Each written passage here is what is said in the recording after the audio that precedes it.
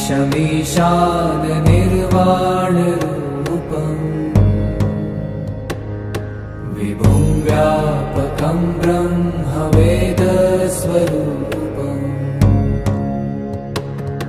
निजं निर्गुणं निर्विकल्पं निरीहम्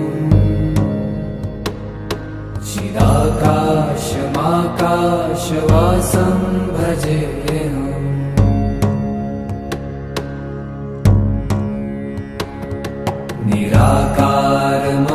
निराकारमोङ्कारमूलं तुरीयम्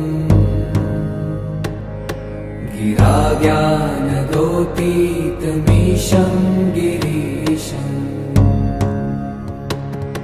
करालं महाकालकालं कृपालुम्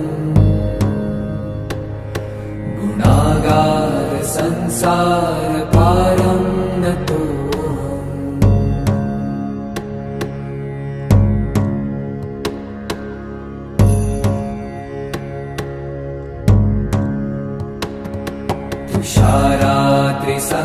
तुषारात्रिसङ्काशगौरं गभीरम्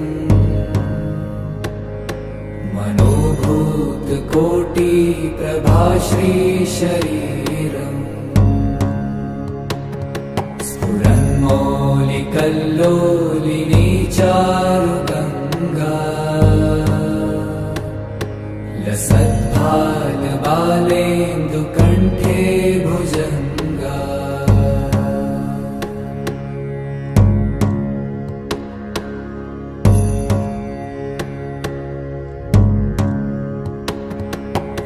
चलत्कुण्डलं भ्रूसुनेत्रं विशालम्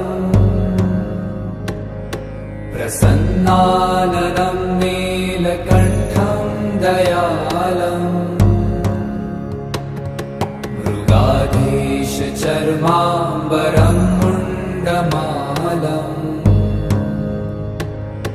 प्रियं शङ्करं सर्वनाथं भजामि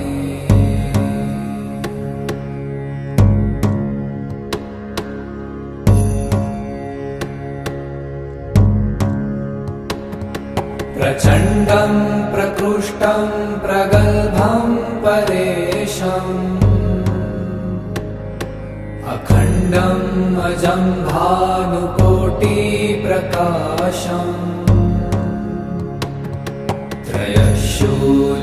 त्रयशूलनिर्मूलनं शूलपाणिम् भजेऽहं भवानीपतिं भावगम्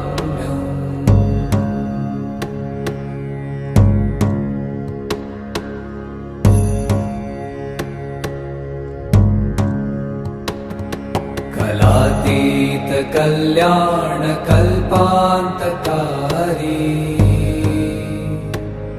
सदा सज्जनानन्ददाता पुरारी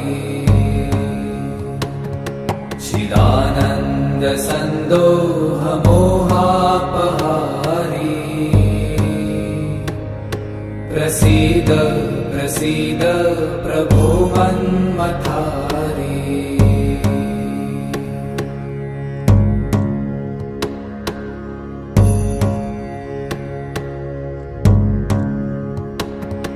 न यावत् उमानाथ पादारविन्दम् भजन्ति ह लोके परे वा नराणाम् न तावत् सुखं शान्ति सन्तापनाशम् प्रसीद प्रभो सर्वभूताधिवासम्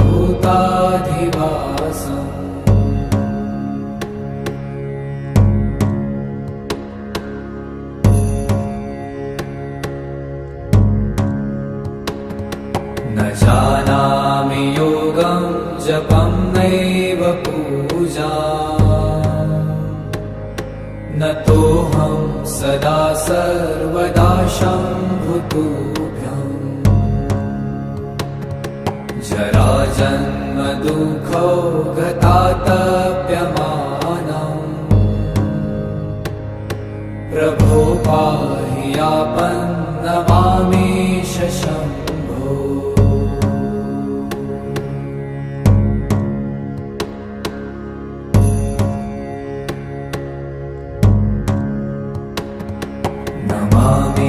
नमामीशमीशान निर्वाणरूपम् विभुं व्यापकं ब्रह्मवेदस्वरूपम् निजं निर्गुणं निर्विकल्पं निरीहम् चिदाकाशमाकाशवासं भजेऽहम्।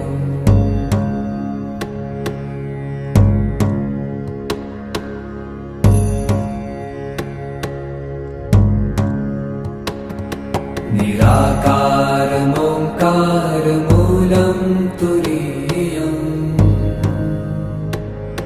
गिराज्ञानगोतीतमीशं गिरीशम् करालं महाकालकालं कृपालुम् गुणागारसंसारपारं नतो।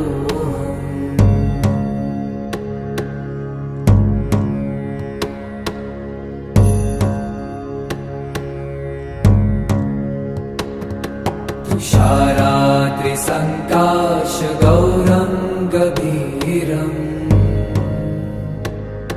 मनोभूतकोटिप्रभाश्रीशरीरम्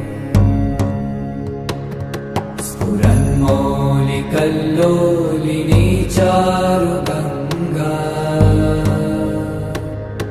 लसद्भालबालेन्दुकण्ठे भुजङ्गा।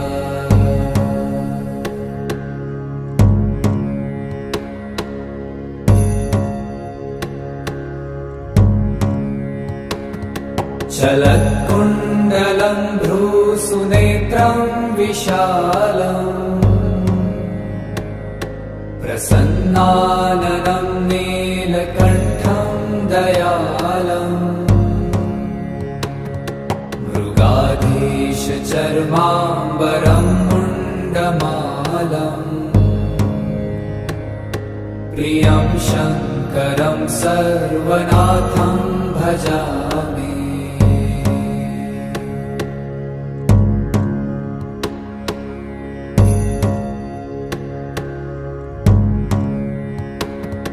प्रचण्डं प्रकृष्टं प्रगल्भं परेशम् अखण्डम् अजं भानुकोटिप्रकाशम् त्रयशूलनिर्मूलनं शूलपाणिम् भजेऽहं भवानीपतिं भावगम्।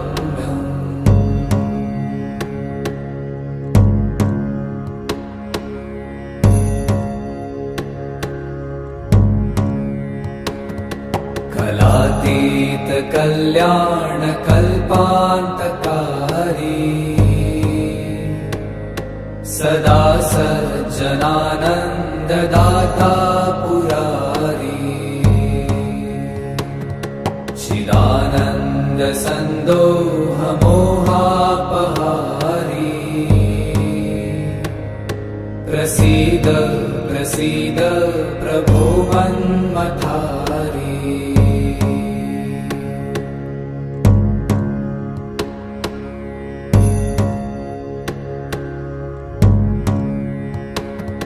न यावत् पुमानाथ पादारविन्दम्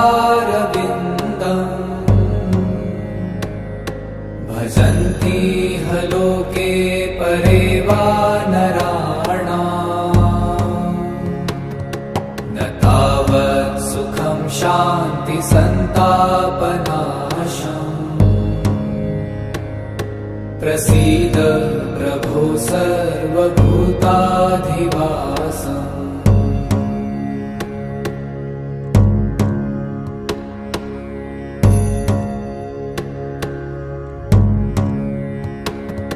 न जानामि जपं नैव पूजा न तोऽहं सदा सर्वदा शम्भुतुभ्यं जराजन्म दुःखौ गतातप्यमानम्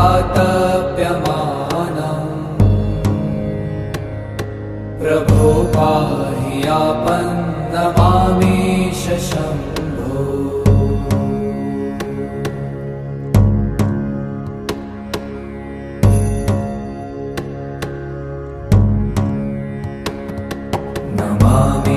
नमामीशमीशान निर्वाणरूपम्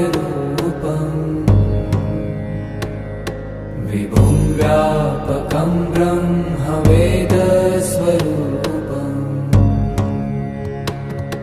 निजं निर्गुणं निर्विकल्पं निरीहम्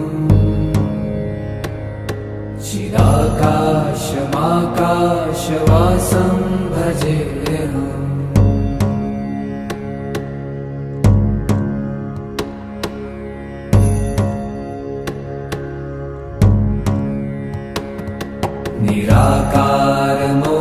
निराकारमोङ्कारमूलं तुरीयम्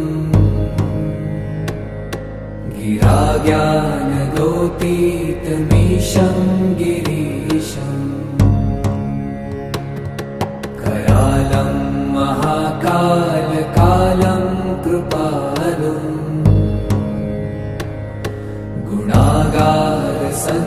गुणागारसंसारपारं नतो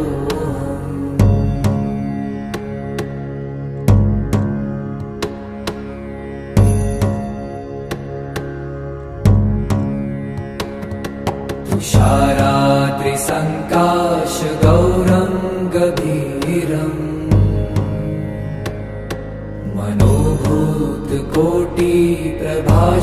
मनोभूतकोटिप्रभाश्रीशरीरम् स्फुरन्मौलिकल्लोलिनी चारुगङ्गा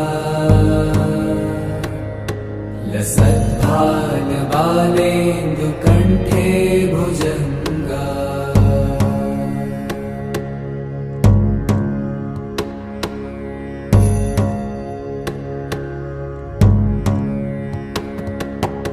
चलत्कुण्डलं भ्रूसुनेत्रं विशालम्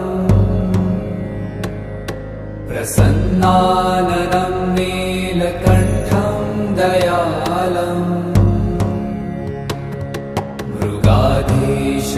मृगाधीशचर्माम्बरं मुण्डमालम्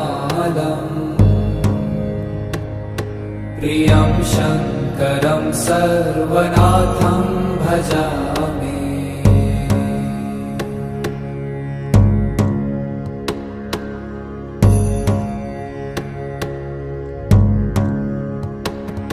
प्रचण्डं प्रकृष्टं प्रगल्भं परेशम् अखण्डम् अजं भानुकोटिप्रकाशम्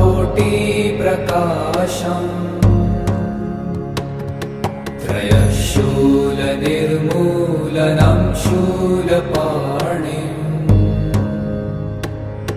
भजेऽहं भवानीपतिं भावगम्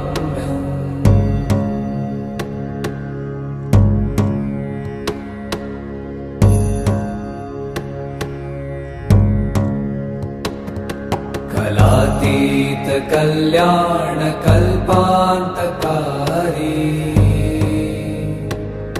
सदा सज्जनानन्ददाता पुरारी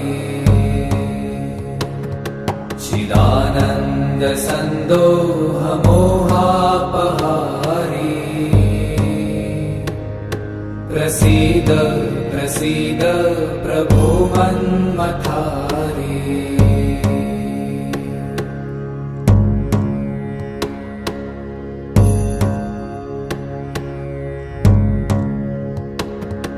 न यावत् पुमानाथ पादारविन्दम् भजन्ति ह लोके परे वा नराणाम्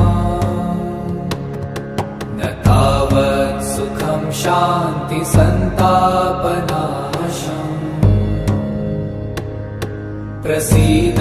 प्रभो सर्वभूताधिवासम्